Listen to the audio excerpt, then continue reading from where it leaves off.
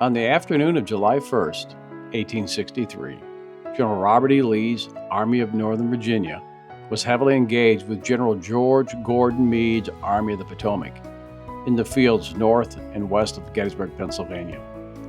As the hours passed, these two great armies struggled in brutal fighting, with the battle lines growing to nearly 2 miles in length. As both the northern and southern reinforcements arrived, they were quickly inserted into the fight. At approximately 2 p.m. on the afternoon of July 1st, a brigade of North Carolinian troops, commanded by Brigadier General Alfred Iverson, will launch a disastrous assault against Northern troops that had taken refuge behind a stone fence. This attack had a catastrophic ending. Of the 1,470 men present, the North Carolinians would lose 820 in killed, wounded, and missing. This legendary incursion during the Battle of Gettysburg has been well documented in both video and print. Most students of the battle will have heard of the Iverson pits, the burial pits of the North Carolinians killed during this assault.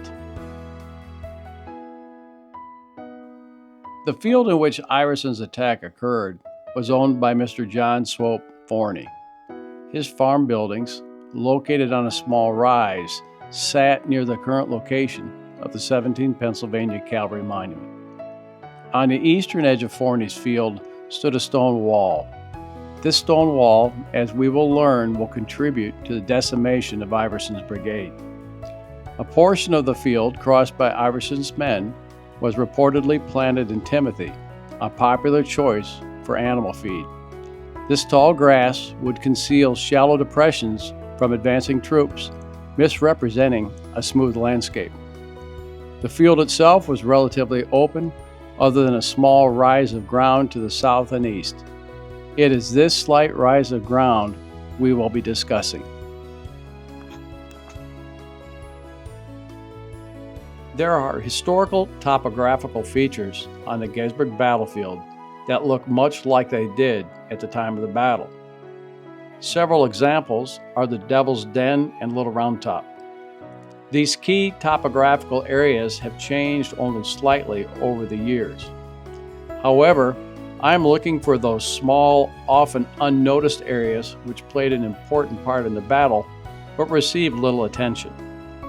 I recently completed a video discussing Captain John Bigelow's relocation of a portion of his Massachusetts artillery battery because of a rise of ground in his front. This rise concealed Confederate troops and blocked Bigelow's line of fire. This rise can still be found along Wheatfield Road.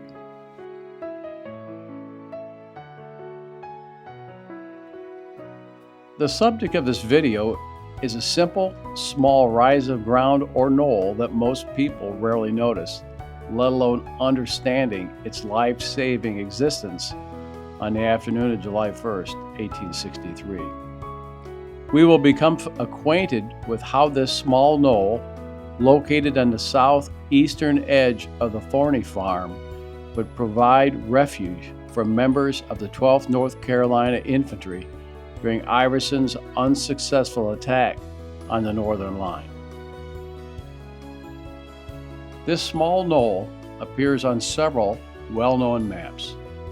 A survey of the Gettysburg battlefield by General Gouverneur K. Warren in 1868 and 1869, identifying the contour of the battlefield, noted this knoll.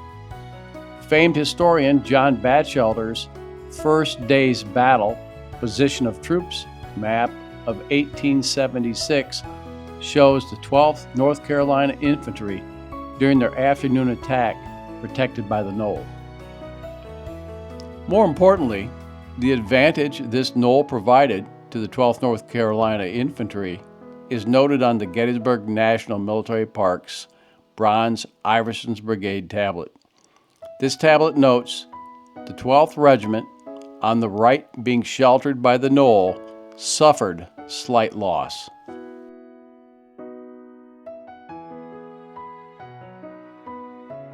The story of Iverson's brigade attack on the afternoon of July 1st is well documented. Iverson would dispatch his brigade and cross nearly a quarter mile of open ground. Failing to send a skirmish line in advance, Iverson would watch in horror at the destruction of his brigade. Unbeknownst to the men of Iverson's brigade, Northern soldiers of Baxter's brigade waited patiently behind a stone wall, watching the advance. When within approximately 80 yards of the Northern line, Baxter's men unleashed a volley that staggered the North Carolinians. 3 regiments in the open, the 5th, the 20th, and the 23rd North Carolina, were exposed to a terrific fire. Being on the far right of the line, the 12th North Carolina would suffer only slightly due to their fortunate position shielded by the Knoll. This view is taken from behind the protective knoll, looking towards Baxter's northern line of battle.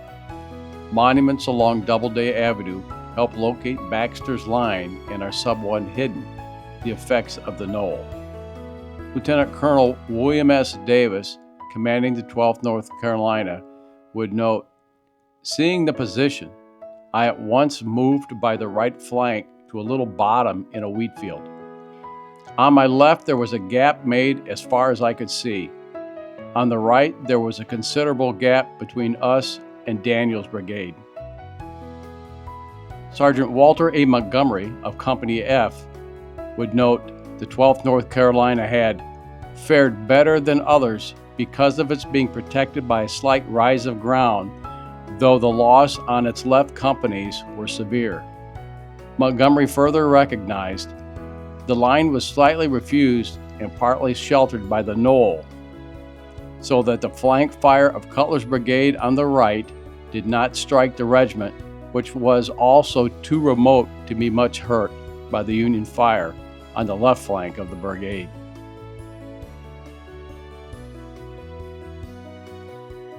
The Union brigade that decimated Iverson was commanded by Brigadier General Henry Baxter. Baxter's men were positioned behind a stone wall, hidden from view. As Iverson's brigade advanced, they were not completely sure where the Union line of battle was positioned. Suddenly, Baxter's men rose and unleashed a devastating volley, instantly killing and wounding scores of Iverson's men. Major General Robert E. Rhodes would write in his after-battle report, "Iverson's brigade attacked handsomely, but suffered very heavily from the enemy's musketry fire from behind a stone wall along the crest of the ridge." A member of the 12th North Carolina would note, not knowing certainly where the enemy was, for his whole line, with every flag, was concealed behind the rock wall on their right and the drop in the ground on their left. Not one of them was to be seen. The small and unassuming knoll we have been discussing had protected most of the 12th North Carolina from the staggering volleys delivered by Baxter's men. The remaining 3 regiments of Iverson's brigade, in open ground, would sustain the bulk of the brigade casualties. Of the 820 casualties as reported by General Rhodes, 79, or approximately 10%, were sustained by the 12th North Carolina.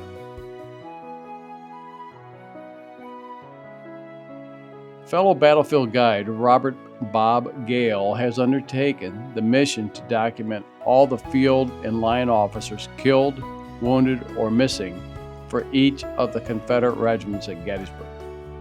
Bob has identified those of the 12th North Carolina Infantry that were casualties at Gettysburg.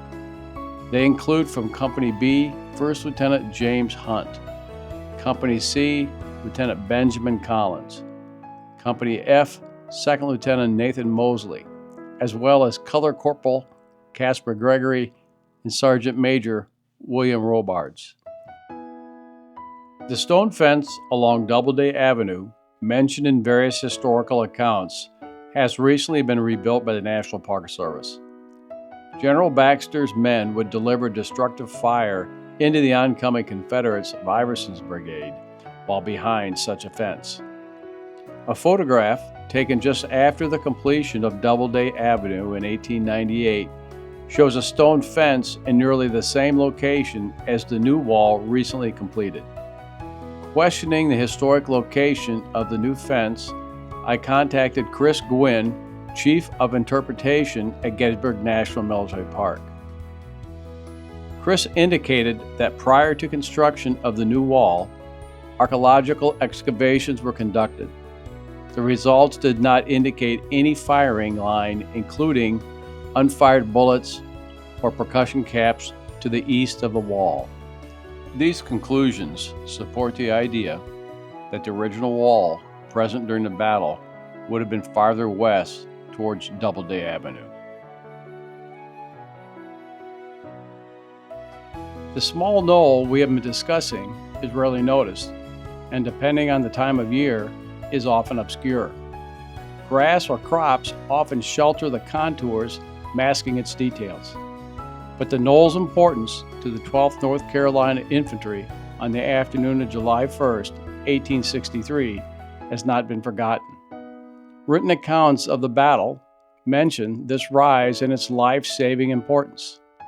The Gettysburg National Military Park felt the need to mention the knoll when creating the Iverson Brigade bronze tablet that now sits on Oak Hill. As part of the brigade's history, a simple sentence reads, "The 12th Regiment, on the right, being sheltered by the knoll, suffered slight loss." However, what we may deem as insignificant details, such as sheltered by a knoll, should have us asking, what knoll? Where is this important feature that protected men from what would be one of the most devastating attacks at Gettysburg and provided slight loss to the men protected by it? I hope the next time you're near the area of Iverson's attack, take the time to stop and examine the field. Look carefully. The historic knoll that the veterans tell us saved them is still there.